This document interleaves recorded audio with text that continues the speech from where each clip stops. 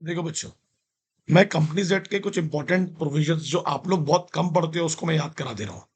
Exam में पूछा, लिख के आना, छाप के आना। सबसे पहला प्रोविजन है, और इसको चार्ट से, आप पूरा चार्ट से रिवीजन करो ना। आपको एक एक चीज क्लियर हो जाएगी, एक एक पॉइंट। आप ये पूछ सकते हैं प्रमोटर कौन होता है, कंपनी में प्रमोटर कौन होता है, आपसे पूछ सकता है। तो आपको क्लियरली एक्सप्लेन करना है। मैं एक सेकंड आप लोगों के लिए इजी कर देता हूँ चीजें। आपको क्लियरली एक्सप्लेन करना है कि प्रमोटर वो व्यक्ति होता है जिसका नाम प्रोस्पेक्टस में लिखा है, जब कंपनी प्रोस्पेक्टस इश्यू करती है आईपीओ के टाइम पर, है ना? या फिर उसका नाम जब कंपनी ने एनुअल रिटर्न फाइल की, जो फाइनेंशियल ईयर खत्म होने के बाद अपनी कंपनी फाइनेंशियल और नॉन फाइनेंशियल इंफॉर्मेशन फाइल करती है, तो उसमें उसका नाम दिखा, उसकी सिग्नेचर दिखी। तो कौन होता है प्रमोटर? एक बार रिपीट कर लो मेरे साथ में। जिसका नाम या तो प्रोस्पेक्टस में लिखा है या आइडेंटिफाइड किया गया है कंपनी के एनुअल रिटर्न्स में, या अगर ये दोनों कंडीशन भी नहीं है तो वो कंपनी के अफेयर्स को कंट्रोल कर रहा है, या तो खुद कंट्रोल कर रहा है, या उसने किसी को अपॉइंट किया है। इनडायरेक्टली कैसे कंट्रोल करते हैं? किसी share, as a shareholder control कर रहा है, या किसी डायरेक्टर के थ्रू कंट्रोल कर रहा है, या अदरवाइज। या तीसरा, उसकी एडवाइस पर, उसके डायरेक्शंस पर, उसके इंस्ट्रक्शंस पर बोर्ड ऑफ डायरेक्टर क्या है? बाइंड है, कस्टम्ड है एक्शंस लेने के लिए। सही है। इसका एक्सेप्शन क्या है? जो व्यक्ति सिर्फ अपनी प्रोफेशनल कैपेसिटी में काम कर रहा है वो प्रमोटर नहीं है। Lawyers, chartered accountant, company secretary, वो तो प्रोफेशनल्स एम्प्लॉयज है हमारे। ठीक है। तो प्रमोटर कौन हो गया? एक बार रिपीट कर लो मेरे साथ में, अभी याद हो जाएगा। Sir, who has been named in prospectus और identified by the company in annual return, या फिर who has control over the affairs of the company directly, indirectly, as shareholder, as director और otherwise, in accordance with whose advice, directions and instructions the board of director are accustomed to act। उनको वो bind है, वो follow करना ही पड़ेगा। जो आदमी merely capacity में, प्रोफेशनल कैपेसिटी में काम करता है उसको हम प्रमोटर कंसिडर नहीं करते हैं। ये नहीं भी पढ़ोगे तो चलेगा। डेफिनेशन, फंक्शंस क्या है उसके, जनरल आइडिया वो जनरेट करता है बिजनेस स्टार्ट करने का। ठीक है। एक फिजिबल स्टडी करता है कि भाई बिजनेस करना है तो प्रॉफिटेबल है या नहीं है। डिसीजन लेगा कब बिजनेस स्टार्ट करना है, कब एग्जिस्टिंग बिजनेस को टेक ओवर करना है ना? कितने प्रकार की कंपनी को स्टेब्लिश करेगा, भाई प्राइवेट करेगा कि पब्लिक करेगा, उसमें लिमिटेड बाय शेयर करेगा कि अनलिमिटेड कंपनी करेगा कि लिमिटेड बाय गारंटी करेगा, ऑथराइज कैपिटल क्या होगा हमारा, मेमोरेंडम आर्टिकल को वही प्रिपेयर करेगा। ठीक है। मेमोरेंडम में जो सब्सक्राइबर होंगे 721, उनको अरेंज वही करेगा। फिर इन डॉक्यूमेंट्स को फाइल भी आरओसी के पास वही करेगा। फिर कंपनी बनने के पहले जो भी कॉन्ट्रैक्ट होंगे उनसे निगोशिएशन भी वही करेगा। प्री इनकॉर्पोरेशन कॉन्ट्रैक्ट कहते हैं उसको, प्री इनकॉर्पोरेशन, कंपनी बनने के पहले। और शेयर अरेंज भी वही करेगा। तो अपने को क्वेश्चन यहां से आएगा। क्या क्वेश्चन आएगा? सेक्शन 3, फॉर्मेशन ऑफ कंपनी, क्या कहता है? कंपनी बनाई जाती है लॉफुल पर्पस के लिए। बिल्कुल सर, 100%। कितने लोग होंगे? अगर पब्लिक कंपनी होगी तो 7 और 7 से ज्यादा, अगर प्राइवेट कंपनी होगी तो 2 और 2 से ज्यादा, अगर 1 पर्सन कंपनी होगी तो 1 पर्सन होगा, बाकी उसका नॉमिनी होगा। अपन पढ़ चुके हैं। वो अपना नाम सब्सक्राइब करेंगे, मेमोरेंडम में, और ये बताएंगे कि हमने रिक्वायरमेंट्स को कंप्लाइट किया है। कंपनी 3 प्रकार से फॉर्म होगी: limited by shares, limited by guarantee और अनलिमिटेड कंपनी। इनके बीच का डिफरेंस बिटवीन एग्जाम में आता है, ध्यान देना। अब एक और क्वेश्चन, जबरदस्त क्वेश्चन, अब भी याद करा दूंगा। सेक्शन 7(1), कौन कौन से डॉक्यूमेंट्स हैं या कौन कौन सी इंफॉर्मेशन है जो हम आरओसी के पास फाइल करते हैं? सर सिंपल सा फंडा है। आरओसी के पास सबसे पहले हम लोग फाइल करेंगे अपने रजिस्टर्ड ऑफिस की इंफॉर्मेशन, और रजिस्टर्ड ऑफिस की इंफॉर्मेशन आपको 30 दिन के अंदर फाइल करनी है कंपनी बनने के, है ना? और कौन से आरओसी के पास फाइल करेंगे अपन ये इन्फॉर्मेशन? जो हमारे रजिस्टर्ड ऑफिस के जुरिस्डिक्शन में होगा, जिसके पास पावर होगा। क्या क्या फाइल करेंगे? सबसे पहले फाइल करेंगे सर MOA AOA, जो ड्यूली साइंड होगा ऑल सब्सक्राइबर्स के द्वारा। कौन होते हैं ऑल सब्सक्राइबर? 721। फिर आपका एड्रेस होगा रजिस्टर्ड ऑफिस का करेस्पॉन्डेंस के लिए। जब तक, क्या बोल रहा हूँ, जब तक तेरा रजिस्टर्ड ऑफिस स्टेब्लिश नहीं हो जाता 30 दिन के अंदर, जब तक कि कोई एड्रेस नहीं जहां तेरे से कम्युनिकेशन कर सके हम लोग। फिर वो लोगों के नाम होंगे जिन्होंने सब्सक्राइब किया है, उनके सरनेम्स होंगे, उनके रेसिडेंशियल एड्रेस होगा, particulars of every subscriber, proof of address. फिर वो लोगों के भी नाम होंगे जो फर्स्ट डायरेक्टर्स हैं, जिनका नाम आर्टिकल में लिखा है। वो normally promoters are the first directors. फिर उनका भी नाम होगा, ध्यान देना, उनका भी इंटरेस्ट शो किया जाएगा, जिनका नाम आर्टिकल में लिखा है एज फर्स्ट डायरेक्टर। सर क्या इंटरेस्ट होता है? सर इंटरेस्ट होता है ना, कितने पैसे लगाए, एज ए प्रमोटर काम कर रहे हैं, कितना इन्वेस्टमेंट है, कौन है, क्या ना? उनका इंटरेस्ट किसी और फर्म में है क्या? वो किसी और बॉडी कॉर्पोरेट के लिए काम कर रहे हैं क्या? अगर वो किसी और फर्म और बॉडी कॉर्पोरेट के लिए काम कर रहे हैं, तो उनसे कंसेंट लो, है ना? कि भैया इस कंपनी में एज़ ए डायरेक्टर काम करेंगे। हो गया? ये समझ में आ गया? फिर से रिपीट कर दूँ एक बार? आपको आरओसी के पास क्या-क्या फाइल करना है, जहाँ आपका जहाँ आपके रजिस्टर्ड ऑफिस का ज्यूरिसडिक्शन होगा।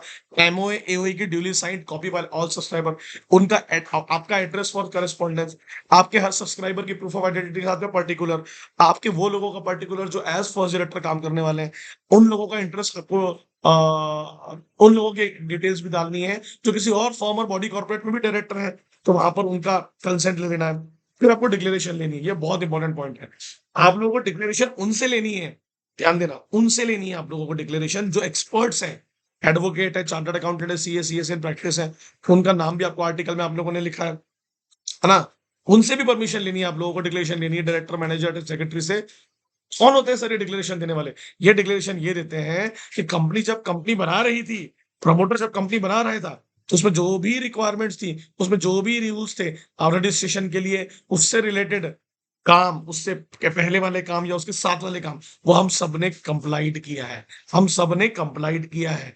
ये डिक्लेरेशन प्रोफेशनल्स दे रहे हैं। ये डिक्लेरेशन वो लोग दे रहे हैं जिनका नाम as a director, manager, secretary है। डिक्लेरेशन का मतलब क्या होता है? अफर्मेशन, जो लिखा है वो सब सच है। जो सब्सक्राइबर्स हैं वो भी अपना एक डिक्लेरेशन देंगे। क्या डिक्लेरेशन देते हैं? कि भैया पहली बात तो सब्सक्राइबर का डिक्लेरेशन होगा, फर्स्ट डायरेक्टर का डिक्लेरेशन होगा आर्टिकल में जिसका नाम लिखा है कि भैया मैं किसी भी प्रकार के किसी भी मामले में, कंपनी से रिलेटेड मामले में कन्विक्टेड नहीं हूँ। ना मैंने प्रमोशन में कोई गड़बड़ की है, ना फॉर्मेशन में गड़बड़ की है, ना मैनेजमेंट में गड़बड़ की है। ना मुझे किसी प्रकार का कोई भी गिल्टी माना गया है फ्रॉड को लेके, किसी प्रकार के मिसफिजेंस को लेके, ब्रीच ऑफ ड्यूटी को लेकर अंडर दिस एक्ट और एनी प्रीवियस कानून। ना कि इस कानून में, ना किसी पिछले कानून में, पिछले 5 साल में। अगर माना भी गया था तो उस बात को 5 साल खत्म हो गए। और जितने भी डॉक्यूमेंट्स आपके पास फाइल किए जा रहे हैं, उसमें जो भी इंफॉर्मेशन है, वो करेक्ट है, वो कंप्लीट है, वो ट्रू है और मेरे नॉलेज और बिलीफ पे है। तो ये जो डिक्लेरेशन है, ये कौन कर रहा है? फर्स्ट आपके सब्सक्राइबर्स और फर्स्ट डायरेक्टर्स। ये जो ऊपर वाला डिक्लेरेशन था कि जो भी इंफॉर्मेशन थी वो रजिस्ट्रेशन से रिलेटेड, उससे प्रेसिडेंट, उसके पहले और उसके साथ वाली सिर्फ कंप्लाइड है। ये किसने दिया? प्रोफेशनल्स ने और आपके डायरेक्टर, मैनेजर और सेक्रेटरी ने। ये क्वेश्चन आपको एग्जाम में पूछ सकता है। क्वेश्चन में डायरेक्ट पूछेगा, बता कौन कौन से डॉक्यूमेंट और इन्फॉर्मेशन आरओसी के पास भेजी जाएगी, कंपनी बनाई जाएगी तो उसका क्या पर्पस होगा, कौन कौन सी कंपनी होगी, ये सब सवाल आपको पूछे जा सकते हैं। आपने इन्फॉर्मेशन भेज दी, अब रजिस्ट्रार क्या करेगा? इस इन्फॉर्मेशन के आधार पर बोलो आपको क्या इश्यू करेगा? Certificate of incorporation. Very good. उसके बाद में सर्टिफिकेट ऑफ, ध्यान देना, जिस डेट पर आपको सर्टिफिकेट ऑफ इनकॉर्पोरेशन इशू होगा, कंपनी, बोलो registrar shall allot a company, company को क्या इशू करेगा? वो कॉर्पोरेट आइडेंटिटी नंबर 21 डिजिट का, मैंने आपको पढ़ा चुका हूं। ठीक है? कंपनी के पास जो भी इन्फॉर्मेशन आ रही है आरओसी के पास से, वो सब तुमको संभाल के रखना है अपने रजिस्टर्ड ऑफिस में, जब तक कंपनी बंद ना हो जाए। अगर कंपनी ने गलत इन्फॉर्मेशन देकर रजिस्ट्रेशन की है, झूठी इन्फॉर्मेशन देकर रजिस्ट्रेशन की है, तो फिर ट्रिब्यूनल का रूल आता है। और ट्रिब्यूनल क्या बोलता है? अगर मुझे पता चला तुमने झूठी इन्फॉर्मेशन देकर रजिस्ट्रेशन किया है, तुमने कुछ इंपॉर्टेंट इन्फॉर्मेशन को छुपाया है या कोई डॉक्यूमेंटेशन या डिक्लेरेशन गलत दिए हैं, तो फिर ट्रिब्यूनल क्या बोलेगा? देखो भाई, अगर मुझे लगा कि गड़बड़ है, तो मैं तुम्हारे मैनेजमेंट को ही रेगुलेट कर दूंगा, चेंज कर दूंगा, तुम्हारे आर्टिकल और मेमोरेंडम के हिसाब से, पब्लिक इंटरेस्ट के लिए करना ही पड़ेगा ना, तुम्हारे मेंबर्स के इंटरेस्ट के लिए, क्रेडिटर के इंटरेस्ट के लिए, तुम्हारे मेंबर्स की लाइबिलिटी को अनलिमिटेड कर दूंगा, कंपनी का नाम ही रजिस्टर से हटा दूंगा, या वाइंड अप ऑर्डर पास कर दूंगा, या कोई और ऑर्डर पास करूंगा। ये क्वेश्चन आपको पूछ सकता है। ये सब क्वेश्चन जो पढ़ा रहा है पूछ सकते हैं, है ना? मगर ये ऑर्डर पास करने से पहले आपको कंपनी को रीजनेबल अपॉर्चुनिटी देनी होगी सुनने की कि भाई कंपनी, अगर कंपनी कुछ गलत कर रही, अगर कंपनी ने कुछ गलत नहीं किया तो वो अपनी बात को रखे। और ये सब करने से पहले जितने भी ट्रांजेक्शंस कंपनी ने एंटर किए हैं ऑब्लिगेशन से, वो पहले कंपनी ने देखो वो चुकाए हैं कि नहीं चुकाए हैं। ये तो कंपनी तो बंद हो जाएगी, वाइंड अप कर दो, क्या बोलेगी? हम तो बंद हो गए, अपनी देते पैसे। सही है? अरे बोले यार, जो जो अनपॉपुलर क्वेश्चन है वो बता रहा हूँ मैं, आप लोग जो एग्जाम में आ सकते हैं। ये आपका इफेक्ट ऑफ रजिस्ट्रेशन है कि रजिस्ट्रेशन के बाद क्या क्या होता है, ये इफेक्ट आपको भूलना नहीं है। क्या क्या इफेक्ट है? कंपनी रजिस्ट्रेशन के बाद कंपनी को रजिस्टर्ड कब माना जाता है? डेट ऑफ इनकॉर्पोरेशन से कंपनी क्या बन जाती है? बॉडी कॉर्पोरेट, बॉडी कॉर्पोरेट बन जाती है। सही है? और जो कंपनी के सब्सक्राइबर्स हैं और जो बाकी पर्सन है, वो समय समय पर मेंबर बनते जाएंगे कंपनी के। कंपनी का नाम रजिस्टर्ड हो जाएगा मेमोरेंडम के थ्रू। कंपनी की कैपेसिटी होगी, वो पूरे फंक्शंस को एक्सरसाइज कर सकता है। परपेचुअल सक्सेशन होगा, वो कंपनी एक्वायर कर सकती है, प्रॉपर्टी को बेच सकती है, खरीद सकती है, कंपनी कॉन्ट्रैक्ट कर सकती है, कंपनी सीयू हो सकती है, सीयू कर सकती है। ये इफेक्ट ऑफ इनकॉर्पोरेशन है। सही है? अभी आ जाओ आप एक और इंपॉर्टेंट सवाल पर, कंटेंट्स ऑफ एमओए का। एमओए के कंटेंट में क्या क्या लिखा होगा? सबसे पहले होता है नेम क्लॉज। इसमें कंपनी का नाम होता है। पब्लिक कंपनी होगी तो नाम के आगे लिमिटेड लगेगा। प्राइवेट कंपनी होगी तो नाम के आगे प्राइवेट लिमिटेड लगेगा। और ओपीसी होती है तो वो भी ओपीसी प्राइवेट लिमिटेड ही लिखा जाता है। सेक्शन 8 कंपनी के नाम के आगे आपको मैं बता चुका हूँ, लिमिटेड प्राइवेट लिमिटेड लगता नहीं है। और अगर गवर्नमेंट कंपनी भी होगी तो नाम के आगे लिमिटेड लगेगा। नेक्स्ट क्लॉज होता है सिक्रीशन क्लॉज, रजिस्टर्ड क्लॉज। इस पर आपको ये बताना है कि आप कौन से स्टेट में रजिस्टर्ड हो। ऑब्जेक्ट क्लॉज में आपको वो मुद्दे बताने जिसके लिए आप कंपनी को बनाए हो आपने, तो मेन ऑब्जेक्ट रहेगा और कोई नेसेसरी इंफॉर्मेशन होगी। लाइबिलिटी क्लॉज में आपको 3 चीजें बतानी पड़ती है, limited by shares, limited by guarantee, unlimited company. Limited by shares आप लोगों को पता है कि जितना लाइफ टाइम में आपको company unpaid amount lifetime में कंपनी आपसे वसूल कर लेगी। गारंटी में कंपनी कब वसूल करेगी? जब आप वाइंड अप होगे। ये मैं पढ़ा चुका हूं आप लोगों को, तो बोलने की जरूरत नहीं है, ठीक है। और जब कंपनी वाइंड अप होती है तो आप लोग अगर मान लेते हैं आपने कंपनी को छोड़ दिया और उसी साल, उसी 1 साल में अगर कंपनी वाइंड अप हो जाती है और आप मेंबर हो तो तब तो ये आपको बियर करना ही पड़ेगा। अगर आप मेंबर नहीं भी हो और कंपनी को वाइंड अप हुए भी 1 साल भी नहीं हुआ है, जैसे आपने छोड़ दिया बट कंपनी 1 साल, अगले 1 साल में वाइंड अप हो गई, तो फिर ये सब तुमको पे करना पड़ेगा। क्या क्या? गारंटी वाले में ना, गारंटी वाले में क्या क्या पे करना पड़ेगा? बोलो क्या क्या पे करना पड़ेगा सर? जो भी टैक्स होगी वो सब पे करनी पड़ेगी। भले जब मैं मेंबर था तब ली, अब नहीं है मगर देनी तो पड़ेगी। जितने भी एक्सपेंसेस होंगे, कॉस्ट होंगे, चार्जेस होंगे जो कंपनी पर लगे हैं, या कंपनी को बंद करने के लिए जैसे लॉयर्स को हायर किया, सीए को हायर किया, है ना, है ना। और जो भी adjustment of the rights of contributories, जो भी लोग कॉन्ट्रीब्यूट करने वाले थे, डेफिनेटली आपको भी इन्वॉल्व किया जाएगा। तो आप इन्वॉल्व हो गए तो उनका कॉन्ट्रीब्यूशन कम हो जाएगा। ये होता है। आपको पूछ सकता है लिमिटेड बाय गारंटी में होने क्या वाला है। ये देखा, अगर वाइंड अप हो गई कंपनी 1 साल के अंदर, अगर आप मेंबर नहीं भी हो, और अगर मेंबर हो तो तब तो बियर करना ही पड़ेगा। कैपिटल क्लॉज है, कितना अमाउंट ऑफ शेयर कैपिटल आप वसूल करने वाले हो, उसका डिवीजन कैसे होगा, ठीक है। सब्सक्रिप्शन क्लॉज है, कितने लोगों ने सब्सक्राइब किया, कितने शेयर्स खरीदे एमओए में साइन करने के बाद में, एक से कम नहीं खरीदना है, उनके नाम के आगे लिखोगे। और नॉमिनेशन में आपको नाम लिखना है उस व्यक्ति का, ना, कि जो आपके मरने के बाद आपको मेंबर बनेगा। तो आपको, अगर आपको पूछा उसने कि क्लॉज क्या होंगे, कंटेंट ऑफ एमओए के कंटेंट्स क्या होंगे, क्लॉज होंगे, तो ये लिखे होंगे आप, ठीक है। आर्टिकल की डेफिनेशन भूलना नहीं है। आर्टिकल मेमोरेंडम की डेफिनेशन ऑलमोस्ट सेम है। ये दोनों डॉक्यूमेंट्स को फ्रेम किया गया, अल्टर किया गया time to time, previous law और दिस लॉ के हिसाब से। ये प्रोविजन है, एंट्रेंचमेंट भूलना मत बेटा, बहुत इंपॉर्टेंट चीज है। आर्टिकल्स में क्या लिखे रहते हैं वो मुद्दे जो डिस्क्राइब्ड है, इसमें कुछ एडिशनल मुद्दों को भी आप इंक्लूड कर सकते हो। इसमें कंपनी के रेगुलेशंस होते हैं, भूलना मत है सर। ऐड करने के लिए क्या करना पड़ता है? बहुत इजी है। एंट्रेंचमेंट प्रोविजन से प्रोटेक्ट समथिंग, किसी को प्रोटेक्ट करने के लिए स्पेसिफिक प्रोविजंस होते हैं। ये तभी अल्टर्ड होंगे जब आप कुछ कंडीशंस और ज्यादा स्पेशल रेजोल्यूशन से भी ज्यादा रिस्ट्रिक्टिव कंडीशंस को फुलफिल करोगे, ठीक है। ये प्रोविजंस कब डाले जाएंगे? सब फॉर्मेशन के टाइम भी डाल सकते हो, बाद में भी अमेंड कर सकते हो। अगर प्राइवेट कंपनी है तो ऐसे प्रोविजन अगर डालना है, प्राइवेट कंपनी है और अगर ऐसे प्रोविजन डालना है तो आपको ऑल द मेंबर्स की परमिशन लगेगी। अगर पब्लिक कंपनी और ऐसे प्रोविजन डालना है तो प्रोटेक्ट समथिंग, फिर आपको स्पेशल रेजोल्यूशन पास करना पड़ेगी। और इन प्रोविजंस को चेंज करने के लिए आपको क्या पास करना पड़ेगा? More than special resolution restrictive. Special resolution 75% होता है। मान लो आपने ऐसा क्लॉज डाल दिया जिसको चेंज करने के लिए 90% रेजोल्यूशन ला, कब डाले जाएंगे ये प्रोविजंस? फॉर्मेशन के टाइम पर भी कर सकते हो, बाद में भी चेंज कर सकते हो, बस आरओसी को नोटिस दे दें। एग्जाम में पूछ सकता है भाई साहब नोट्स में बहुत अच्छे से दिया हुआ है, आप वहां से पढ़ लेंगे, चार्ट्स के थ्रू दिए, ठीक है, क्लियर है। एग्जाम में ये इतना लिखेंगे आप, पूरा का पूरा आपका कंप्लीट हो जाएगा। सर कहाँ से डालेगा रेगुलेशन? जो मॉडल आर्टिकल्स में लिखा है। मॉडल आर्टिकल कहाँ से स्टार्ट होता है बोलो? एफ से, F G H I J.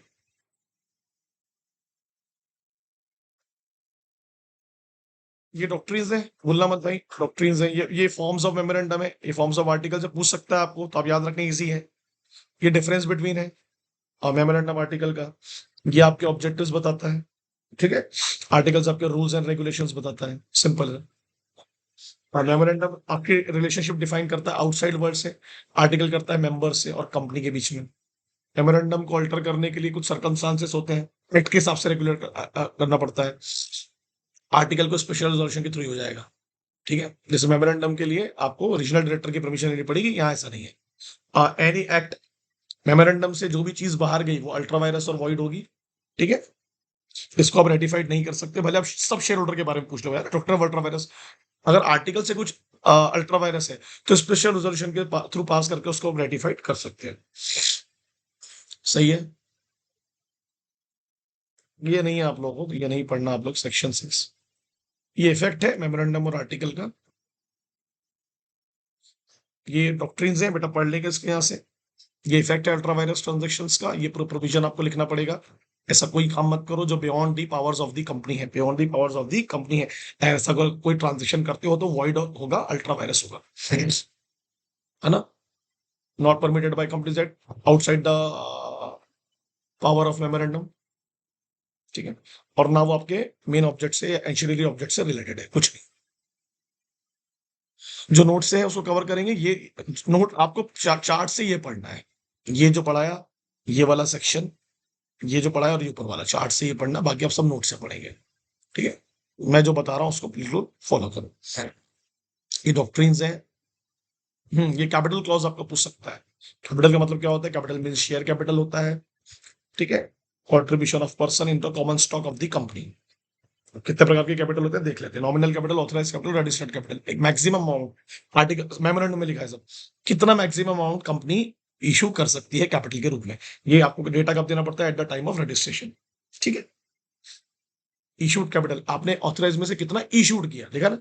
It is a part of authorise capital जो आप ऑफर्ड कर रहे हो, किस चीज के लिए? सब्सक्रिप्शन के लिए। इसके लिए आप शेयर अलॉट करोगे। सब्सक्राइब कैपिटल जितना आपने इशू किया था उसमें से कितना, बोला part of capital. Part of capital जो सब्सक्राइब किया गया किसके द्वारा? मेंबर्स के द्वारा। सही है। ये एग्जांपल से नीचे समझने के लिए, कॉल्ड अप कैपिटल जितना कंपनी ने बुलाया पेमेंट के लिए, कॉल्ड फॉर पेमेंट, है ना। और पेड अप मतलब जितना आपको एक्चुअली पेड हो गया, क्रेडिट हो गया शेयर इशू। तो ये कॉल्ड अप के जितना भी हो सकता है, कॉल्ड अप से कम भी हो सकता है, जिसको हम एरियर्स बोलते हैं। अब बुलाया तो अगर जितना बुलाया उतना मिल गया तो मतलब इक्वल हो गया, जितना बुलाया उतना नहीं मिला तो एरियर्स हो गया। सही है। ये हो गया आपके क्लासिफिकेशन ऑफ कैपिटल। कैपिटल अभी शेयर कैपिटल है, ये बहुत इजी है, आप बिल्कुल उसको चिंता नहीं करेंगे, ऐसे ही लिख के आएंगे, है ना। इक्विटी शेयर के दो पार्ट होते हैं। इक्विटी शेयर एक वोटिंग राइट्स वाला होता है, डिफरेंशियल वोटिंग राइट्स होता है डिविडेंड ऑफ वोटिंग को लेके। जैसे convertible preference share, convertible debenture, इनको वोटिंग राइट्स कम मिलते हैं, डिविडेंड ज्यादा मिलता है। प्रेफरेंस शेयर कैपिटल होता है जिसके विद रिस्पेक्ट टू डिविडेंड और with respect to capital preference होता है, मतलब इक्विटी से पहले मिलता है इसको, है ना। इक्विटी को बाद में मिलता है डिविडेंड और कैपिटल, और प्रेफरेंस को पहले मिलता है। और इक्विटी के 2 टाइप होते हैं और प्रेफरेंस के 8 टाइप्स होते हैं। फिलहाल अभी यहाँ जरूरत नहीं है। शेयर मूवेबल प्रॉपर्टी है, ट्रांसफरेबल है the articles of the company. और शेयर्स में अपन एक लाइन पढ़े थे कि शेयर डिस्टिंक्टिव होता है ना। डिस्टिंक्टिव होता है अलग अलग शेयर सर्टिफिकेट में। अगर डिपॉजिटरी सिस्टम में है तो फिर डिस्टिंक्टिव नहीं होगा। एक और लाइन थी कि शेयर जो है वो सिर्फ आपको डिविडेंड्स नहीं दिलवाता है, वो अदर देन डिविडेंड्स बहुत सारे राइट्स भी अटैच करता है, जैसे right to attend meeting, right to order article of memorandum. ये बहुत इंपॉर्टेंट क्वेश्चन है। कंसेप्ट ऑफ कैपिटल भूलना नहीं है आप लोगों को। डॉक्ट्रिन से मेरे ख्याल से खत्म हो गया कंप्लीट। तो ये जो अनपॉपुलर क्वेश्चन है, concept of capital, kinds of share capital, ठीक है। उसके बाद में आपका आ गया ये फॉर्म्स, ये डिफरेंस बिटवीन दोनों के बीच का।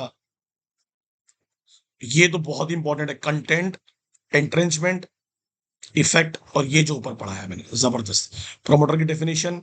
फिर उसके बाद में ये फाइलिंग ऑफ डॉक्यूमेंट, ये दोनों, और ये तो बहुत इंपॉर्टेंट, जबरदस्त तरीके से। मैं पूरी उम्मीद कर रहा हूँ आपको याद हो जाएगा। क्या क्या फाइल करेगा बता दो? Documentation information, sir MOA file करूंगा, एओए फाइल करूंगा, duly sign by all the subscribers, उनके एड्रेस के साथ में। जब तक कि एड्रेस मेरा रहेगा तब तक कि मेरा आरओसी रजिस्टर्ड ऑफिस ना आ जाए। हर सब्सक्राइबर की पर्टिकुलर्स रहेगी आइडेंटिटी के साथ में। जो फर्स्ट डायरेक्टर से निकालो आर्टिकल में लिखा है उनके डिटेल्स रहेगी। अगर किसी डायरेक्टर का किसी और कंपनी में, फर्म में, बॉडी गवर्नमेंट में इंटरेस्ट है तो वहां से कंसेंट लेनी पड़ेगी। जो लोग प्रोफेशनल्स हैं वो लोग डिक्लेरेशन देंगे कि, और वो लोग जो डायरेक्टर, मैनेजर, सेक्रेटरी जिनका नाम आर्टिकल में लिखा है, ये कंपनी ने इनकॉर्पोरेशन के लिए जो भी रिक्वायरमेंट और रूल्स थे उसको प्रॉपरली कंप्लाइट किया, इंसिडेंटल प्रेसिडेंट। फिर जो लोग कंपनी के सब्सक्राइबर्स हैं या जो कंपनी के फर्स्ट डायरेक्टर्स हैं, वो ये क्या देंगे? वो डिक्लेरेशन, हम कन्विक्टेड नहीं है किसी भी ऑफेंस से related regarding promotion, formation, management. अगर हम गिल्टी थे, अगर थे भी थे फॉर एग्जांपल, तो 5 साल से नहीं है, 5 साल पहले से, 5 साल से नहीं है, फ्रॉड मिसफिजेंस को लेके। और जितनी भी डॉक्यूमेंटेशन है उसमें जो भी इन्फॉर्मेशन है वो करेक्ट है, कंप्लीट, ट्रू है, नॉलेज ऑफ ब्रीफ के हिसाब से। तो ये अनपॉपुलर टॉपिक है, इसके अलावा मैं नहीं बताऊंगा, ये अनपॉपुलर है, तो ये आप लोगों को ध्यान से पढ़ना है। गवर्नमेंट कंपनी अगर पूछा तो आपको सब लिखना पड़ेगा, बोलना मत, ये सब एक्सप्लेन करना पड़ेगा पूरा। डिफरेंस बिटवीन पूछ सकता है आप लोगों को, ठीक है। ये अनपॉपुलर है, बोलना मत। पब्लिक फाइनेंशियल इंस्टीट्यूशन, निधि कंपनी अनपॉपुलर, मतलब ये अनपॉपुलर है, ऐसा नहीं कि नहीं पूछेगा। डिफरेंस बिटवीन पढ़ के आना दोनों के बीच का। अच्छा, एक और चीज है, मैं इंपॉर्टेंट चीज बताता हूँ आप लोगों में। एक लाइन अपन याद रखें, अगर कोई गवर्नमेंट कंपनी किसी दूसरी कंपनी को, फॉर एग्जांपल एक्स कंपनी को अपनी सब्सिडरी बनाती है, तो ये क्या हो जाती है, deem to be government company, ये तो अपने को पता है अगर सब्सिडरी भी बना। बट अब गवर्नमेंट कंपनी की कोई सब्सिडरी है, इसने किसी को सब्सिडरी बनाया अपना, तो ये इसकी सब्सिडरी कहलाएगी, ये deem to be government company नहीं कहलाएगी, ये ध्यान रखना। गवर्नमेंट कंपनी अगर डायरेक्टली किसी को अपनी सब्सिडरी बनाती है तो वो deem to be government company होगी, उसकी सब्सिडरी की subsidiary deem to be government company नहीं होगी। ठीक है, तो ये जो अभी पढ़ा है इसे चार्ट से पढ़ना है, बाकी डॉक्ट्रिन्स, टाइप्स ऑफ कंपनी, वो जो आपके पास, वो सब आप अपने नोट से ही पढ़ेंगे जिससे आप पढ़ते हैं। ठीक है, स्मॉल कंपनी की लिमिट्स नहीं भूलनी है, मैंने आप लोगों को बता दी है। जो अमेंडमेंट्स कराया था, अमेंडमेंट के हिसाब से पढ़ना उसको। ठीक है, चलो बाय। ये अच्छे से कर लेना बेटा, कोई डाउट आएगा तो मेरे से पूछ लेना।